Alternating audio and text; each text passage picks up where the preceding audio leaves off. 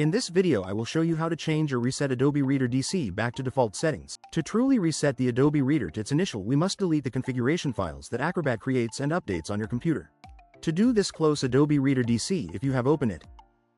Then press Windows plus R to open Run dialog box. There type %appdata% and click on OK button. Next, navigate inside Adobe folder. After that, navigate inside Acrobat folder. Inside this folder you will see folder named DC. Open it. There you will get Preferences folder.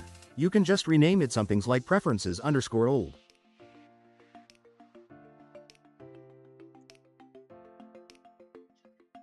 After that, reopen Adobe Reader DC and this will reset Adobe to default settings. This will reset your view settings like page layout, zoom level. Also, it will reset Adobe file history. Hope you like this. Please like, share and subscribe for similar videos. Also click on bell icon so that you will not miss any update.